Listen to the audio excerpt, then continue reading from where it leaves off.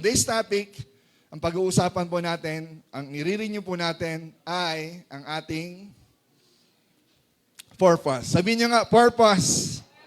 Yan, i-renew raw ang ating purpose, o ating pong objective, ang ating goals, o yung ating pong layunin. Tama?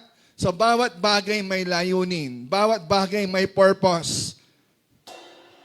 Diba? Ano bang purpose niyan? Hindi niya purpose ang ipampalo kamay kasi masakit. Masakit. Bakal eh. Diba? Tanso.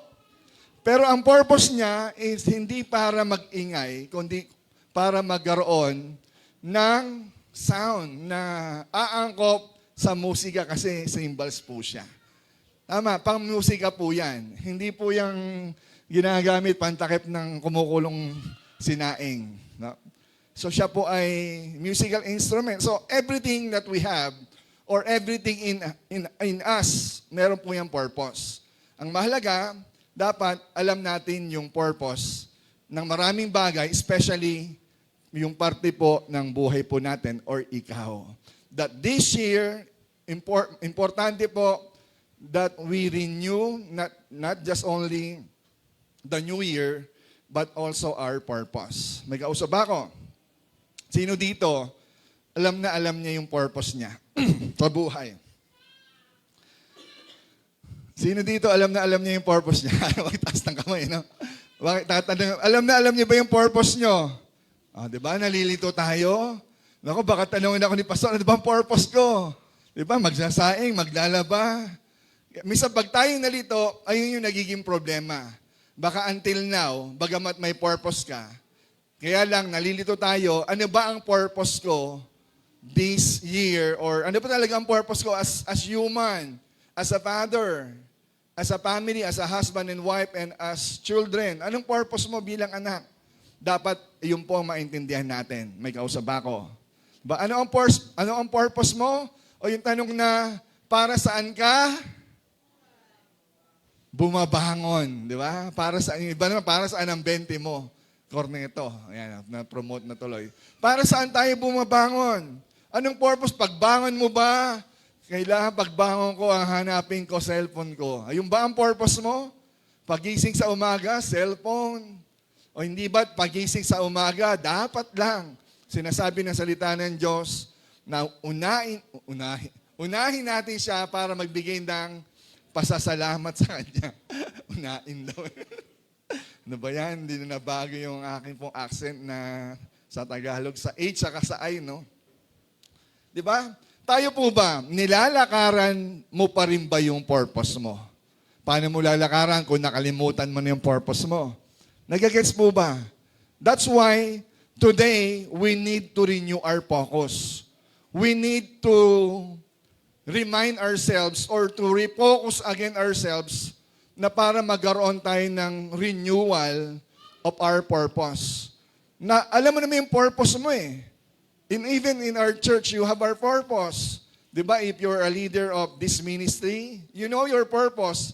But the question again, babalik po sa atin, nilalakaran mo pa rin ba ang purpose ng Diyos na inilaan or inassign sa atin? May kausap? Ayun ang tanong. Nalalakaran pa rin ba natin ang purpose natin? Yes, we know that we all have our purpose, pero nagagawa mo ba ang purpose mo? Yan. So, minsan, yung purpose mo natin, nalilito tayo kasi naririnig natin or nabasa na natin madalas yung katagang follow your dreams. Sabihin nyo nga, follow your dreams. Yan. Sino sa inyo may gusto niyan? Nilalakaran po ba natin ito? That we follow our dreams. Yung pangarap natin, nilalakaran natin. Tama? Madalas natin banggitin yan, nagiging mantra na natin. Just follow your dreams. Kung anong pangarap mo sa buhay, sundin mo. Parang kung anong nasa puso mo, di ba? Get out lang. Follow your dreams. You know what? Ito pong follow your dreams. Sabi nga natin, maganda, parang walang mali. Magandang pakinggan, but I want to be straight saying this, na ito pong follow your dreams, sasabihin ko po sa inyo, wala po yan sa teaching ng Biblia. Baka ma-viral. Pastor, follow your dreams. Hanapin niyo po, kahit itanong niyo ba kay AI. Follow your dreams. Is it a biblical principle that all of us follow your dreams? Walang kuman si Apostle Paul, walang kuman sino mang apostles, and even Jesus Christ, na sundin mo ang dreams mo. Wala namang mali, pero hindi yan first na iminumungkahi or inuutos that we follow your dreams. Wala po yan sa Bible. Sabi ng iba, aray ko, pastor. However, ito po ay nakasanayan na kasi po natin. That's why tinatanggap natin, wala naman mali, follow our dreams. Kaya nga mas maraming tao ang pinupurso nila yung pangarap nila o your dreams nila kaysa doon sa layunin ng Diyos sa kanila. Ikausap ako, marami sa atin, pinupurso natin yung dreams natin kaysa doon, diba? Sa layunin or sa purpose ng dreams ng Diyos sa atin. Nakikita natin na maraming tao, diba, dahil sinusunod nila, pinapollow nila yung dreams nila, they look successful, pero parang wala naman silang rest or pahinga. Kasi they pursue their dreams. Whatever happens, importante yung dreams ko, maabot ko.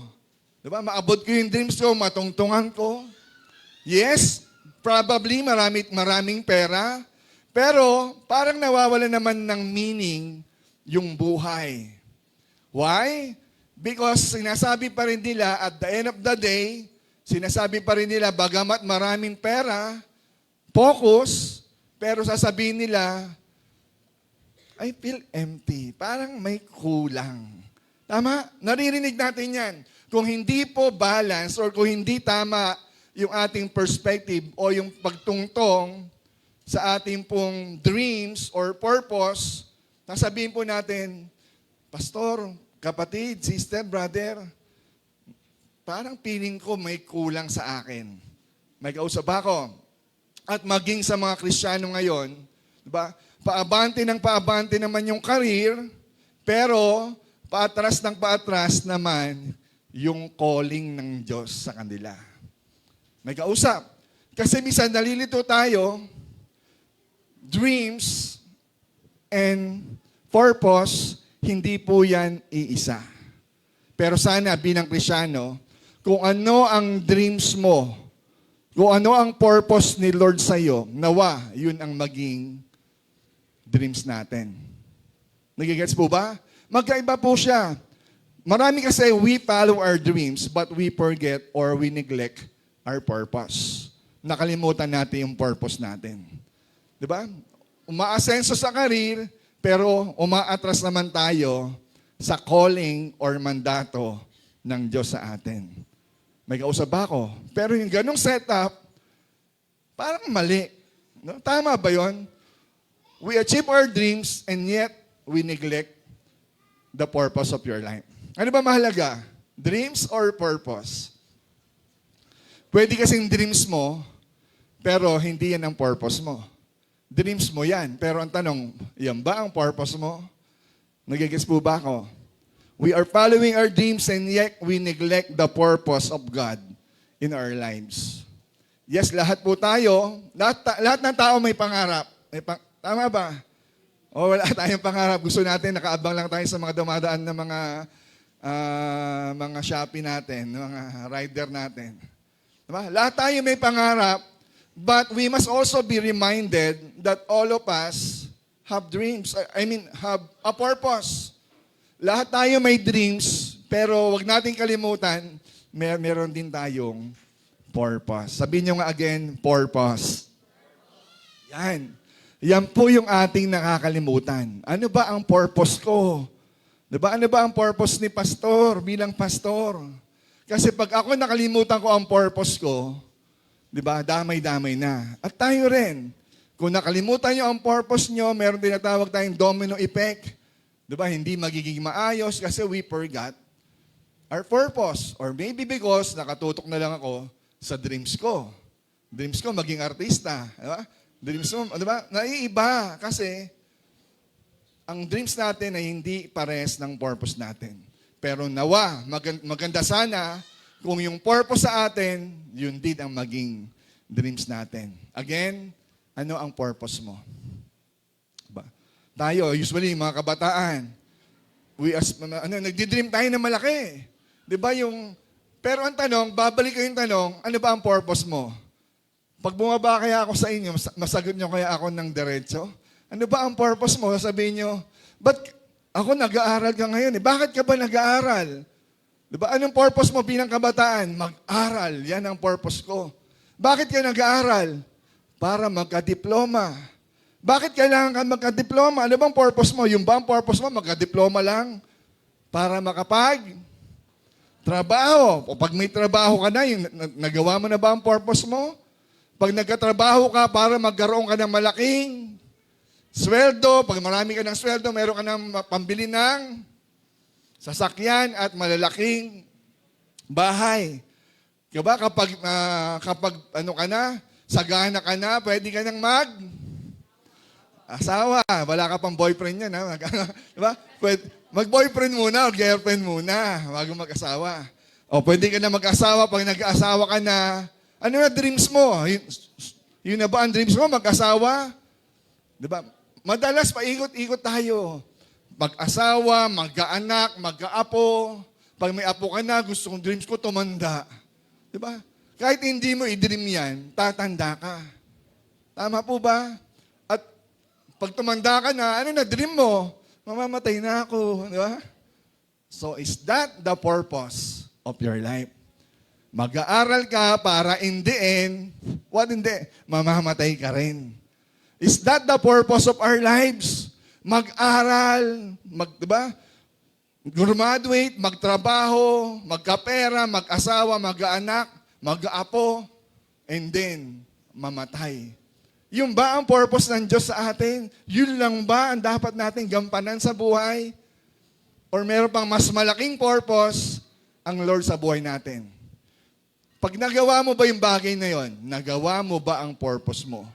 Kapag ikaw ba yumaman, yung ba ang purpose ng Diyos sa atin? Yumaman lang sa lupa para mag-asawa at pag tumanda na, mamatay? Naintindihan po ba ako? Kasi magkaiba ang purpose sa pangarap. Na sana, wag lang tayo hanggang pangarap lang. Pangarap ko ay... Diba? Hanggang pangarap lang ba tayo? Ang problema kasi, akala natin, yung dreams mo, akala natin, yun din ang purpose ni Lord sa atin. Yung pangarap natin, yung dreams natin, akala natin, yun na ang purpose natin. May kausap. Kaya marami pa umaayaw. Marami nalilito. Kasi many people, even among Christians, even among us, nakapokus na lang doon sa pangarap nila at hindi na doon sa purpose nila. May kausap. That's why today we need to renew our purpose. Check natin. Ayusin natin. I-evaluate po natin yung purpose ng Diyos sa buhay mo. May kausap. Gusto ba natin itong topic na to? Ayusin po natin ang purpose. Ang tagal na natin nabubuhay, ang dami natin pangarap, pero nagawa ba natin yung purpose natin sa mundo? Amen? Ang tao, we could possibly dream, but we live outside of God's purpose and design. Ang Diyos may design. Pwede tayo mangarap, pero wala naman tayo doon sa design ni Lord sa atin. Amen?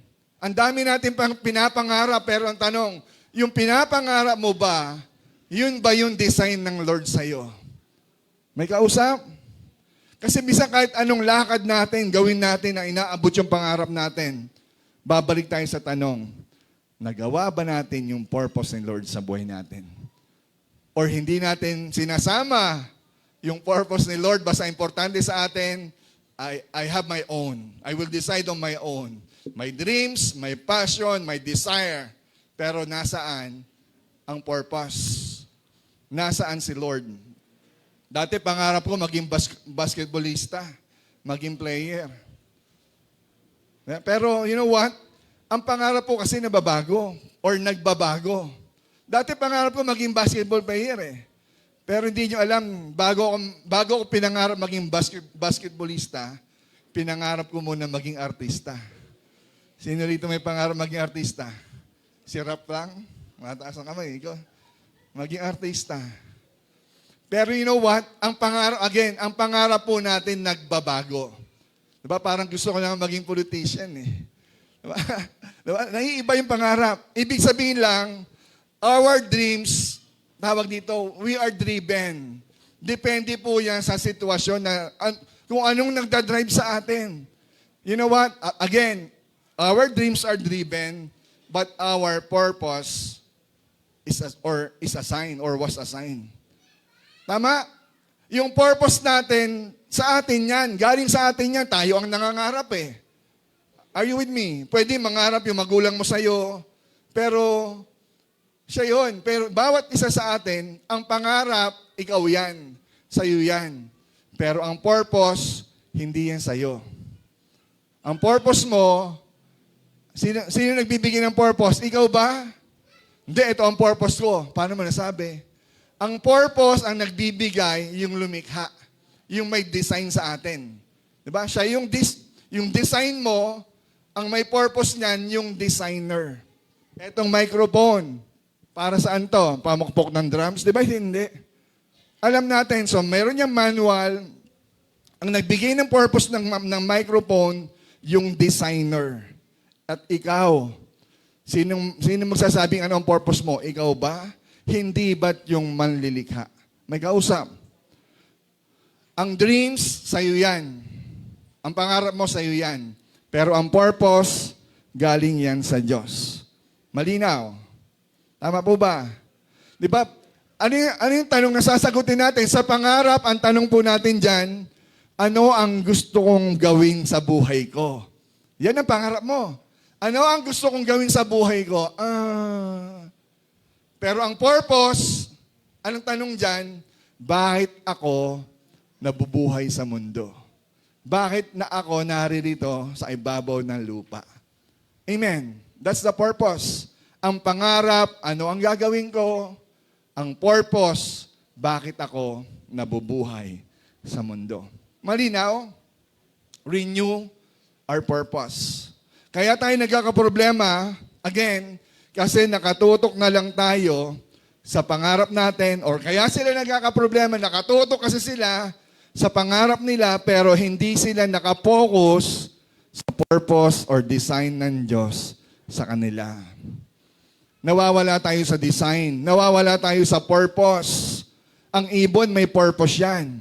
Diba? Ang ibon, may design yan. Ang design ng ibon, lumipad sa himpapawid. Diba? Hindi niya design mamuhay sa ilalim ng tubig. Bagamat may ibon na nakasisisid sa tubig, pero pansamantala lang. Kasi hindi yun ang design niya. Ang isda, ganun din. Ang isda, hindi niya design, hindi niya purpose, natatalon sa himpapawid at lilipad. Kahit flying fish ka pa, hindi ka tatagal lumipad. Babalik ka pa rin sa iyong original design. Amen po ba? Ganun din ang tao. May design ang Diyos sa tao. Diba? Kung Kristiyano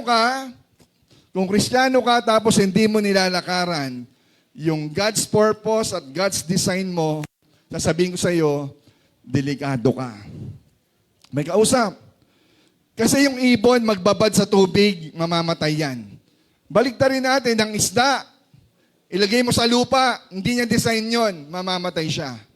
Kapag ang Kristiyano, hindi niya nilalakaran yung design or purpose ng Diyos sa kanya, mamamatay siya. Sabi mo sa katabi mo, mabuhay ka ba? Di ba? Mamamatay po tayo kapag hindi natin nilakaran ang purpose ng Diyos sa atin. Is that an amen? Romans chapter 12, verse 2. Parang last week lang tong verse na to, no? Do not conform to this world, but be transformed. Hindi transformer, ha? Be transformed by the renewal of your mind. Kailangan mabago ang mindset. para mabago ang pananaw, ang perspective. By that, testing, you may discern what is the will of God. That's the purpose. Di ba? Kailangan mabago ang mindset para makita natin, ma-discern natin yung will, yung kalooban, yung plano at purpose ng Diyos sa atin. Hindi mo makikita yan kapag hindi natin babaguhin ang mindset. Lagi tayong may takip sa mata, may takip ang ating pag-iisip. Hindi natin maunawa ng purpose kasi hindi siya nata-transform. Hindi natin malaman yung kalooban ng Diyos na ang kalooban pala ng Diyos ay good, acceptable, and perfect. Hindi natin makita kasi we are blinded. The minds. Ba? Ang minds na bubulag. So dapat yan, tina-transform, nire-renew. Amen? Para malaman ang purpose, malaman ang will of God. May kausap. Naintindihan po ba? Magulo ang mundo natin. Diba? Magulo ang mundo natin kung hindi natin mauunawaan talaga ang purpose natin. Katulad na lang ng gobyerno natin. Bakit ang gulo nila? Kasi hindi nila nilalakaran yung purpose, ba't sila nakaluklok sa pwesto. Ayan ba ang ginagawa mo? Diba? Nalilito ka na, pati na lang sa traffic rules. Diba? Nalilito ka rin sa traffic rules na ikaw ang naglabas or naipasa sa'yo, magugulo kapag hindi mo na naintindihan yung purpose mo. Purpose ng congressman, hindi yan taga-kuha ng pera. Taga-pagpatupad lang yan. Diba? Hindi yan taga-kubra. Maging mga senador. At lalo na ng presidente. Walang dapat, naiintindihan po ba ako? Nagugulo ang mundo natin kasi ang mga leader natin o lahat tayo magubulabog kapag hindi natin nilikaran ang purpose natin. Kahit Kristiyano ka pa, kahit sa sogsim ka pa, madidistract po tayo kung hindi natin lalakaran yung purpose natin. May kakampi pa ba ako? Amen? Purpose! Renew our purpose. You know what? Hindi po sinabi ng Bible, di ba?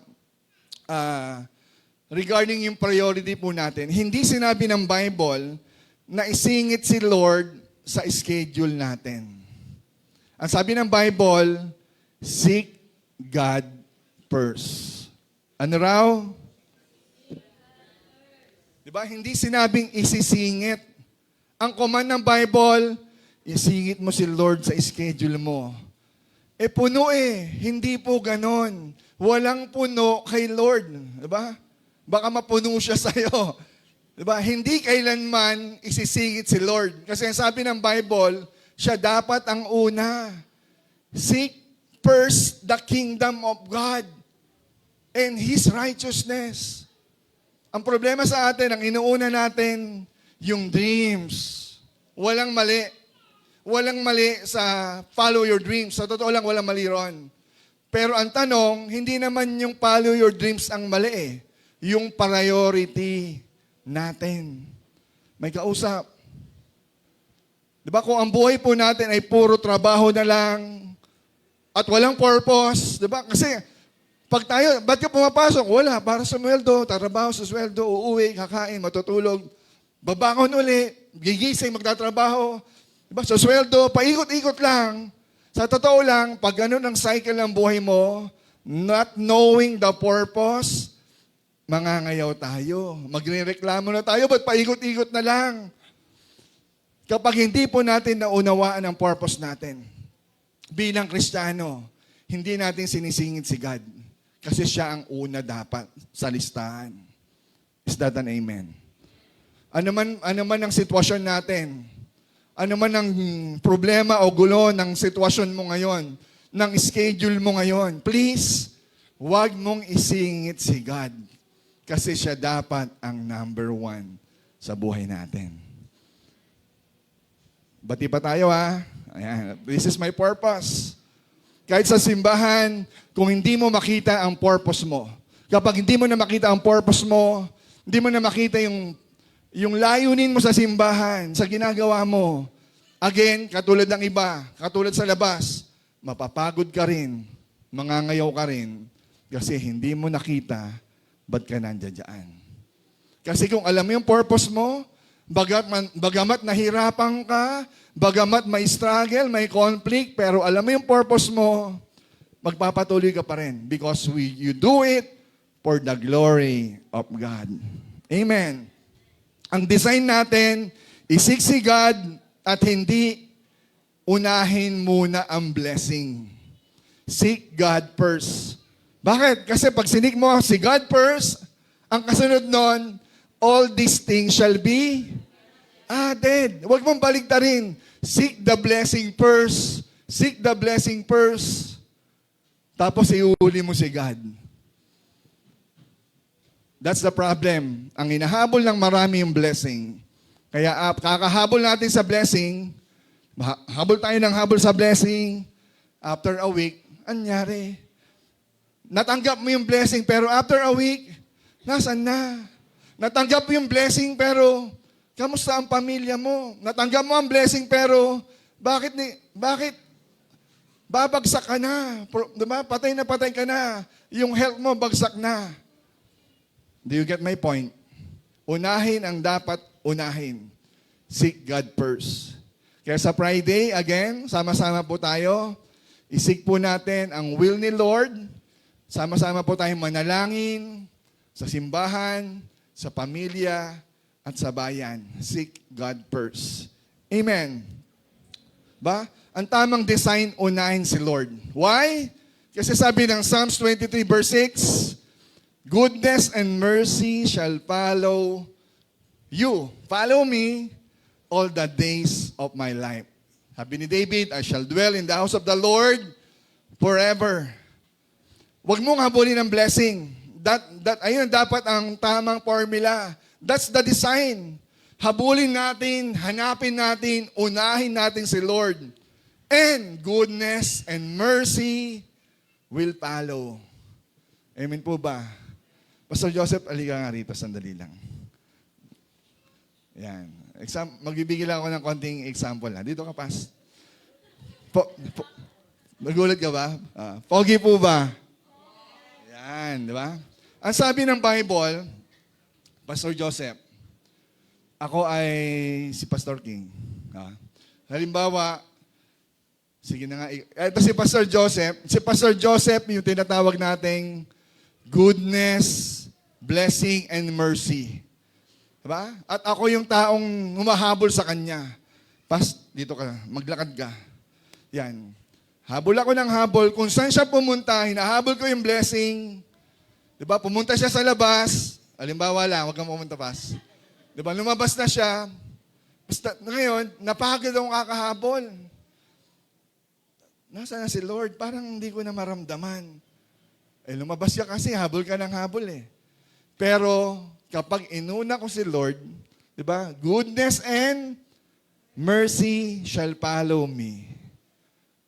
Uy, follow. Di ba? Bumaba ako, ang blessing, maglingkod ako, inuna ko si Lord sa life group, di ba? Pumatin ako ng mga mission, sumuporta ako, nagbigay ako sa mahihirap. Goodness and mercy shall follow me. Sige, Pas, pinapalayan na kita. Maraming salamat. Amen. Kapatid, that's the formula of God. Hindi ko sinabing huwag tayong tumutok sa prosperity natin, sa health natin and wealth natin. Walang masama po roon.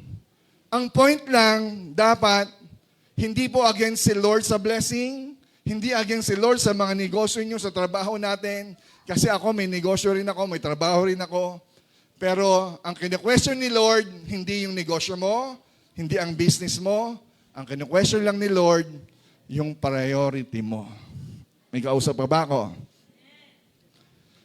Amen? So yung follow your dreams, hindi naman mali, pero sana, yung instead na follow your dreams, submit to God your dreams. That's the biblical principle. God may give us a dream, mangangarap ka sa pamilya mo, pero dapat isangguni mo sa Panginoon. Panginoon, God, gusto ko pong mangyari ito sa aking pamilya, sa aking buhay, sa aking mga anak, sa aking simbahan. This is my plan. But instead of minsan kasi we follow our dreams outside of God's command, outside of God's principle. Basta masunod lang yung dreams mo. Dapat, bilang Kristiyano, you have your dreams, submit it first to the Lord. Is that an amen? 2026, willing ba tayong isubmit yung dreams po natin sa Panginoon? Kaya mo bang isubmit yung dreams mo? Pag sinabi natin, when we submit our dreams to God, kasama po nun, pag sinabit natin kay Lord, meaning, si Lord, pag sinabit mo yan, sino magdi-decide? Si Lord na, sinabit mo eh. Halimbawa kayo, leaders, patingin nga ng plano nyo, may plano kayo. Binasa ko. Hindi porket pinilano nyo, dapat mangyari. Kasi sinangguni mo nga eh. Sinabit mo eh. So, ang deciding factor po nun, yung inyong leader na pinagsubmitan. At ganoon din po kay Lord. The moment we submit our dreams, pwedeng baguhin yan, pwedeng i-resize ni Lord yan, bawasan ng konti, wag yan. Kasi sinabit mo nga eh. Or pwede rin naman, yung when you submit your plans and dreams to the Lord, pwede rin naman i-replace niya. Amen? Kasi you know what, yung malalaking kumpanya, minsan, nagka-cut off yan ng ano eh. Ay, hindi. Huwag na yan. Di ba? Pag worship team na, huwag nang testimony, alisin na natin yan. Kung gusto po natin mag-improve, mahalaga that we submit our plans to the Lord. Amen po ba? Why? Because Proverbs 19 verse 21, many are the plans in the mind of man. Marami tayong plano. Marami tayong gusto mangyari. You know what? But it is the purpose of the Lord that will prevail.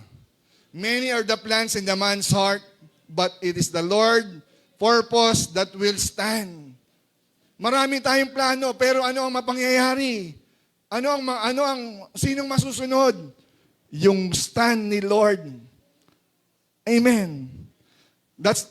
Ayun yung masakit sa magiging masasaktan po tayo kung ipopush natin yung gusto ng ating mangyari.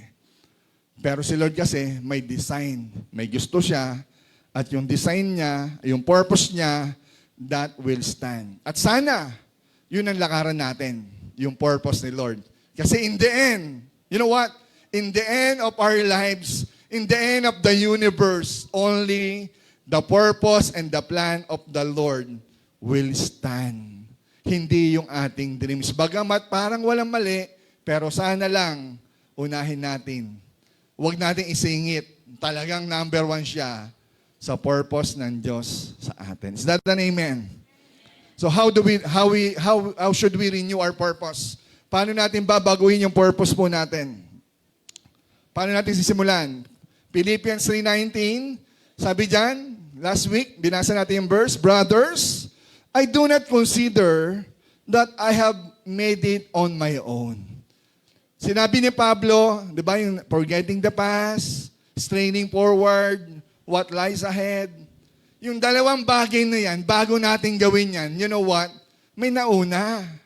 Kung gusto natin mabago ang ma-renew ang purpose natin, ang focus natin, gawin mo muna yung dilaw.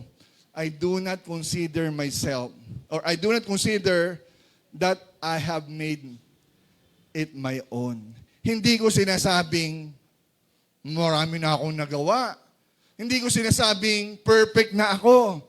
Ang nakita po natin dyan, ang tawag po dyan, humility. Sabihin nyo nga, humility. Diba? Si Pastor Joseph, pogi na. Pero sabi niya, Pastor, mas pogi po kayo sa akin. Amen. Diba? That is humility. Sabihin natin, bagamat tayo, may nakayanan na tayo, nakatapos tayo, pero lagi nating nire-recognize si Lord. I do not consider I have it my own. Hindi po talaga ako ang ano yan. Humility. At ganun din, para mabago ang ating mindset, ma-renew ang ating purpose, ang ating focus, dapat magsimula sa humility. Aminin natin that we have not made it our own. Nakagraduate ka, you do not made it your own. Pumasa ka sa bar exam, nag-top 10 ka, it is not your own. Diba? It is because of the grace of God to you. Ang tawag po ron, humility. Amen. Lagi po natin isama po yan. Huwag nating alisin sa karakter po natin ang pagiging humble. Amen? Sabi mo sa katabi mo, I'm proud to be humble. Parang mali, no? Pastor, I'm proud to be humble. Parang contradicting yan. I'm proud to be humble. Okay, so what is our purpose? Dalawang bagay lang gusto kong iwan sa atin. Ilan? Maraming purpose tayo, pero ang iiwan ko lang, dalawa sa pinaka-importanteng dapat alam mo yung purpose mo. Number 1, sabi dyan, what is our purpose? Nawala na ako eh. Wait lang po ah. What is our purpose? To know Him. Diba? Sabi po ng verse, Philippians 3 verse 8. Nandiyan ba nak? Philippians 3. Ayan. So, ano nandun? Sabi ni Paul, the same verse, same chapter, I count everything as loss because of the surpassing worth of knowing Christ. Sabi niyo nga, knowing. Yan. Di ba? I consider everything as loss. Kapalit lang ng makilala ko si Kristo. For His sake, I have suffered the loss of all things and count them as rubbish. Sabi niyo nga, rubbish. Yan, rubbish. In order that I may gain Christ. In order na makasama ko ang Diyos, di ba? I consider everything worthless, everything as loss. Okay lang mawalan ako basta makapiling ko lang ang Diyos. Di ba? I consider them rubbish. You know what yung meaning ng rubbish? Ang talagang meaning po niyan is dumi. Di ba? Yung tinatawag na pangit mapakinggan. Di ba? Yung meaning talaga nun eh, yung shit. Pero huwag mong sabihin sa dumi ka, shit ka. Yung meaning na English nun eh. You are rubbish. Di ba sa mababaw na salin ng rubbish, dumi ka lang. Tayo po, sabi ni Pablo sinabi niya, you know what? Kinukonsider ako sarili ko na okay lang ako tawagin madumi. Or dumi ako. Basta importante, makilala ko ang Diyos. Surpassing worth of knowing Christ, that's number 1 purpose of our lives, makilala natin ang Diyos. Amen po ba? Kapatid, diba? Ayun yung maging number 1 purpose po natin. Ang purpose ng tao sa mundo, dapat makilala niya si Kristo. Acts 22 verse 14, sabi dyan, sabi ni Paul, the God of our fathers appointed you to know His will, to see the righteous one, to see Jesus, to hear the voice from His mouth. Yung makilala po natin ang Diyos at malaman natin yung kalooban niya, that's our purpose. Kaya nga tayo umaatin ng simbahan, hindi lang para pakinggan si pastor, kundi para maunawaan po natin yung plano at kalooban ng Diyos sa buhay po natin. Nagbabasa tayo ng Bible, we hear the Word of God for us to know Him and to know His will. Amen. Knowing God. Philippians 3 verse 9 to 10.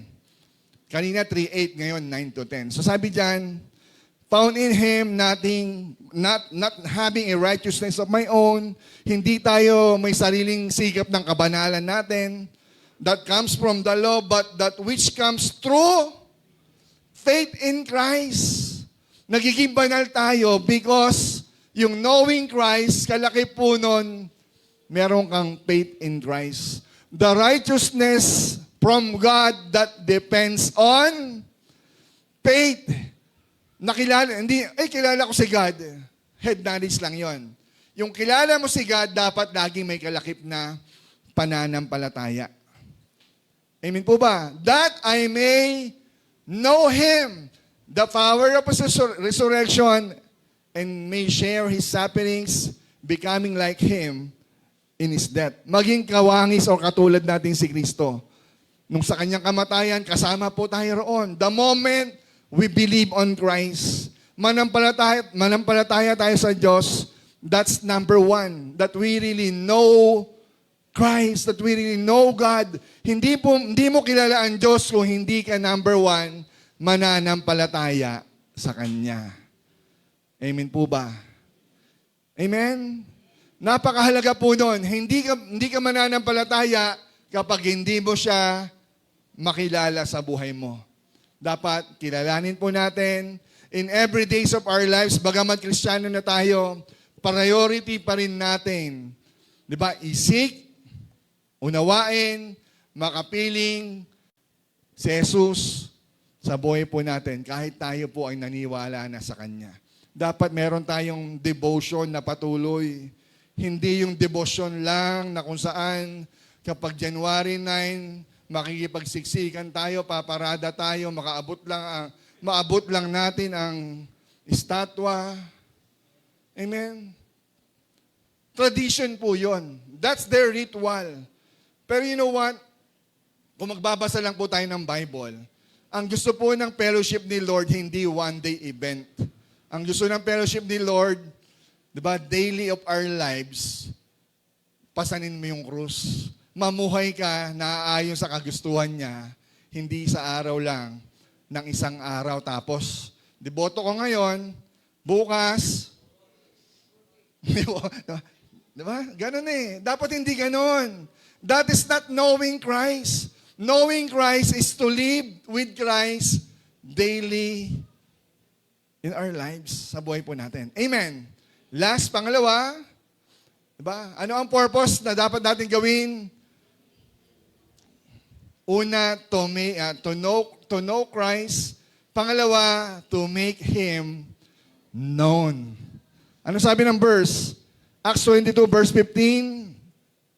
For you will be a witness for Him to everyone of what you have seen and heard. Amen. So, ibig sabihin, hindi lang po tayo basta maniwala at manampalataya kay Kristo. That's number one. Makilala mo si Jesus bilang iyong Diyos at tagapagligtas, pero hindi po doon nagtatapos. The main focus or purpose of our lives is not just to know Christ, but to make Him known to others. Tanong, kung nagawa mo yung una, nagagawa mo ba yung pangalawa hanggang ngayon? Do you make Christ known by others? Hindi sinabing, hoy, hanapin niyo si God, hanapin niyo. Hindi. Ang sabi ron, you will be a witness for Him. Nagsasaksi ba tayo? Nagsasalita ba tayo? Nag-i-invite ba tayo? Kung nahirap tayo magsalita, nag-aakay ka ba ng kapatid para makilala niya rin mismo si Kristo? Ikaw, nakilala mo si Kristo, tinanggap mo siya, ay natapos ka na, hanggang doon lang ako. Pumunta na sila sa impyerno, basta ako ligtas. Hindi natin nagagawa ang purpose po natin. The second purpose is to make Christ known. We need to evangelize and make disciples. May kausap. Tuloy-tuloy. Diba, hindi ko na nilagay yung discipleship eh. Pero sa tunay na Kristiyano, may command ng discipleship. Pag sinabi pong discipleship, hindi lang ito basta nag-share ka ng gospel, tapos na. Ang discipleship po, pangangalaga. Tinuturuan, binabantayan hanggang sa maging kaparehas mo siya. Disciples making another disciples. Amen po ba? I-duplicate mo yung sarili mo. Amen? Ang tanong, na-duplicate ba natin ang sarili natin? Year by year ba, tayo ba ay na-duplicate? Kung drummer ka, di ba, 10,000 taon na, ikaw pa rin yung drummer. Dapat ma-duplicate naman tayo, madagdagan naman tayo. Kung lagi na lang ba si Jenny ang pumipindot dito, by next year, madagdagan tayo. That's the purpose. Yung faith na meron ka ngayon, hindi lang sa'yo yan. I-share mo rin yan sa iba. May kausap. Amen. Bakit natin gagawin ang purpose po natin? Ba't natin ginagawa itong dalawa na to? Na makilala natin si Jesus at ma-share natin siya sa iba.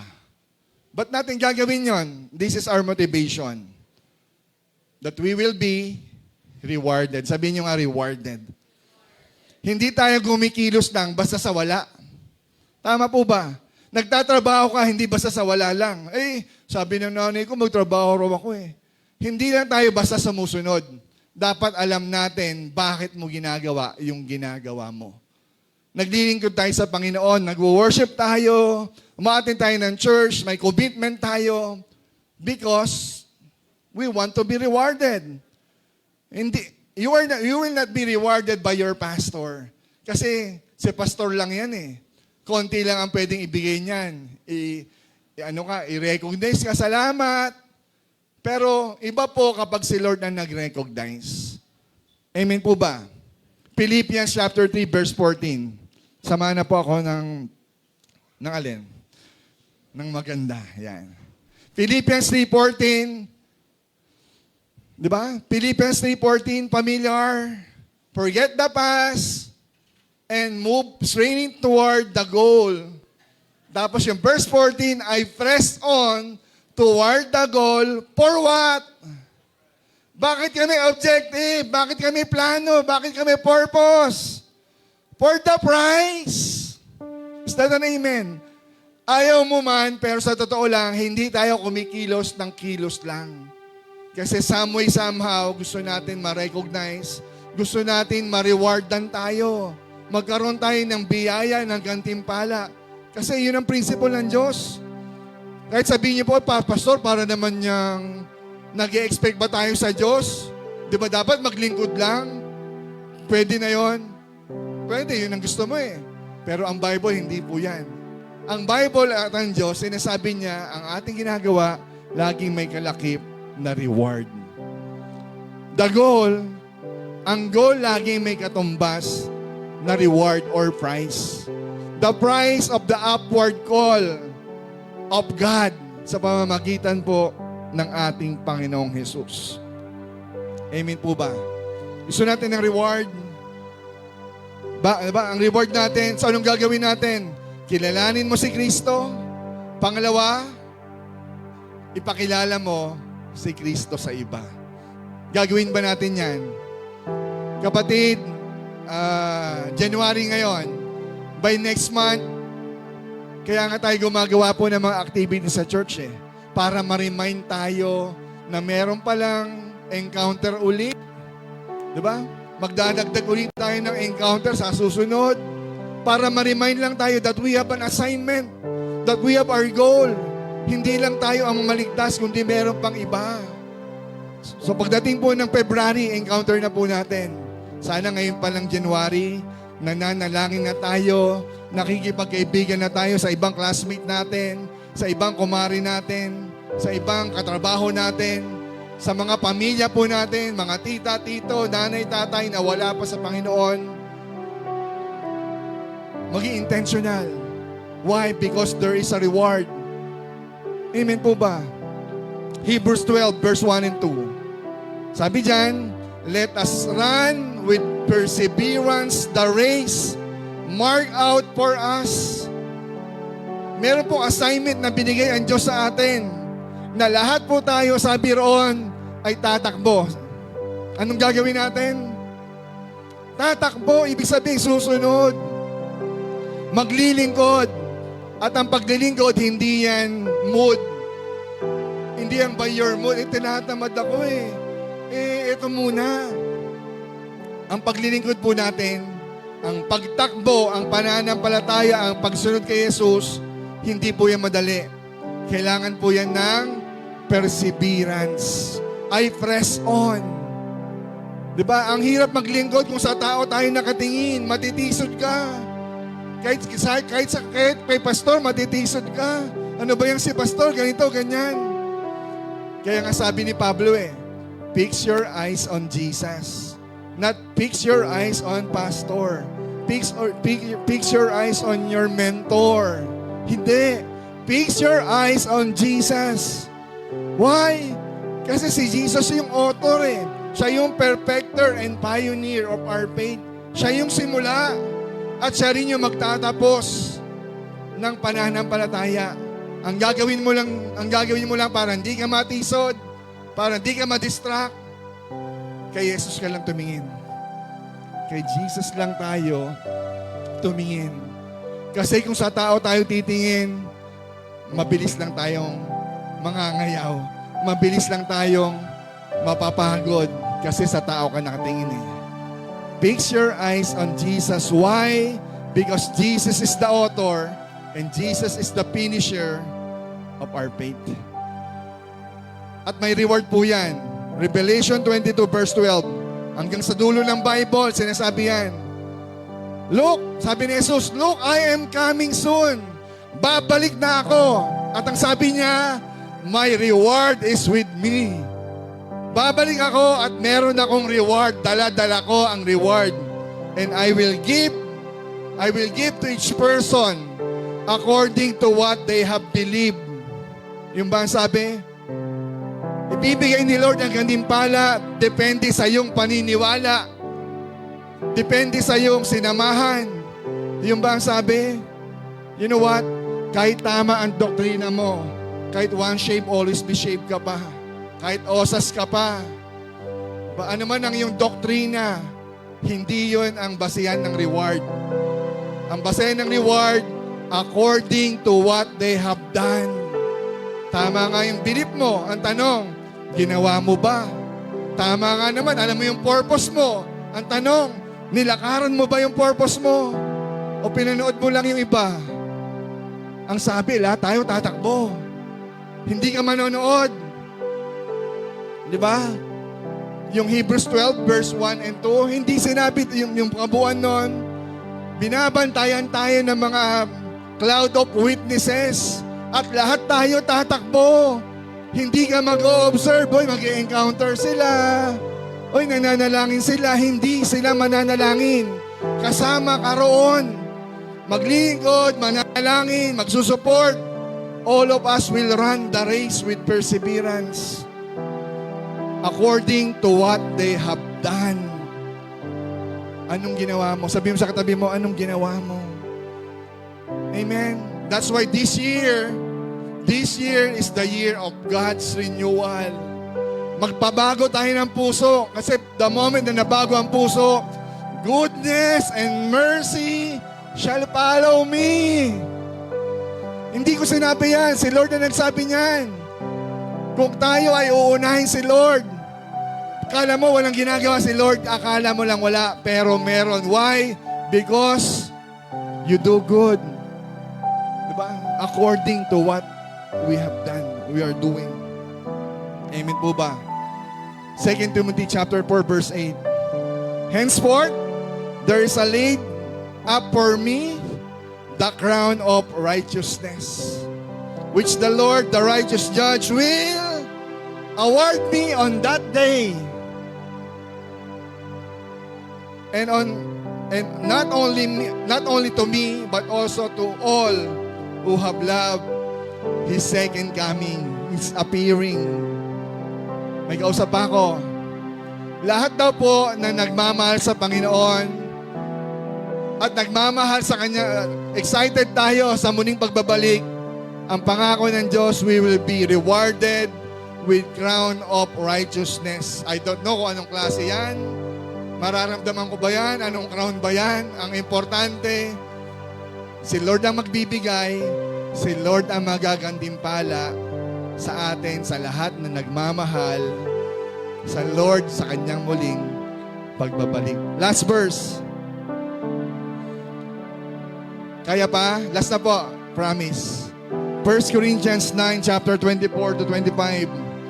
Do you not know that in a race, all runners run, but only one gets the prize? Sabi ni Pablo, hindi ba lahat sa takbuhan, lahat ng kasali ay tumatakbo? Lahat kasali at lahat tumatakbo. Pero isa lang ang nananalo. So sabi niya, eto dapat mindset mo, kapatid, sa simbahan, sa Christianity, all are runners. Pero, run in such a way as to get the prize. Kasi tayo, petics lang eh. Tumatakbo ng iba, hindi pa tayo tumatakbo. Out of purpose tayo, out of focus. Hindi lang natin kailangan i-renew yung ating pong purpose, but we renew our focus. Run in such a way as to get the prize. Dapat ganun yung mindset natin na ang ginagawa natin kasi may reward. May prize na kapalit. Everyone who competes in the game goes in strict training. Tanong, nagtitrain mo ba sarili mo? Nagpapadisciple ka pa ba? Nagpapaturo ka pa ba? Nagpapamentor pa ba tayo? Do it to get a crown that will not last. But we do it to get a crown that will last forever. You know what? In biblical sports, dati, in the New Testament, even in the Old Testament, meron naman silang sports eh. Lahat tumatakbo, lahat sumasali sa palakasan, at lahat sila, iisa lang na nanalo. Diba? Anong principle ni Pablo rito? Tumakbo raw tayo, bagamat lahat ng Kristiyano i-reward, pero tumakbo tayo na para tayong nakikipaglaban. Hindi natin kalaban ang kasama natin, kundi yung mindset lang natin, galingan mo. Sabi mo sa katabi mo, galingan mo. Ayun yun, no? Run in such a way to get a prize. Kasi kung alam mo, lahat, tinanggap ko na si Lord eh. Ligtas na ako. Hindi po ganun yun. Nakakatakot kung ganun ang mindset natin. Lord, tinanggap na kita, ligtas na ako. Sabi ni Lord, run in such a way to get a prize. May reward, may gagawin tayo, magtatrabaho tayo. Huwag daw natin isipin na yung crown, kasi dati yung crown nila, dahon lang yon. Diba? Ngayon kasi trophy na eh, medal na eh, bakal na. Pero dati yung crown, bulaklak. Yung lahat ng crown dati, ginagawa nilang crown yung bulaklak, nalalanta yon. It will not last. Pero ang sabi ni Lord, yung reward na ibibigay sa atin, ang mindset natin, it will not last. Amen. Kung kayo po, ibibigyan ko po, halimbawa lang, isipin nyo, sabi ni Pastor, o sige, mag-disciple tayo ha. Each one, reach one. Pagdating ng encounter, yung makakakuha ng isang disciple, kapag makakuha kayo ng 3, bibigyan ko kayo ng 2,000. Maaari sabihin ng iba, liit. Hindi na ako magdi-disciple, 2,000 lang pala eh. Paano kung magbigay ako ng 100,000 sa 3 disciple? Anong gagawin mo? Magsisipag ka ba? Kung mayaman ako, magbibigay ako ng 1 million, magsisipag ka ba lalo? Yes! Bakit? Ang laki ng premyo eh. Mindset ng reward. Pero ang pangako ng Lord, hindi ko nilagay yung ibang verse. Ang ginagawa natin sa Panginoon, ang langit na ibibigay sa atin, hindi mo mai-imagine yung ganda, yung reward na ibibigay niya sa'yo. Baka maiyak ka sa tuwa. Pinatawad niya lang yung utang mo, masaya ka na, magiiyak-iyak ka na eh. Pero si Lord, papawiin niya ang luha mo. Pero si Lord, lingkod ka, tapat ka sa Panginoon, meron kang reward na malaki. Malamang hindi tayo petics. Diba? O mag-disciple ka na. O, sabi ni Pastor, umuwi ka na, baka mapagod ka. Hindi, Pastor. Diba? 100,000 yan eh. Sana ganun yung mindset. Run. Work. Minister in such a way, you get a huge prize for the Lord. Amen po ba? Gagawin ba natin? Renew our mindset. Renew our focus. Renew our purpose. Amen? 2026, gawin natin for God. Kung meron hindi tama, now, itama natin sa Panginoon. Unahin natin ang Diyos. Tayo po tayong lahat. Pwede bang bigyan natin ng malakas na palakpak ang Panginoon? Hallelujah! Glory, glory to you, oh God. Glory to your name, Jesus. Hallelujah, Lord. You deserve praises. Hallelujah, hallelujah.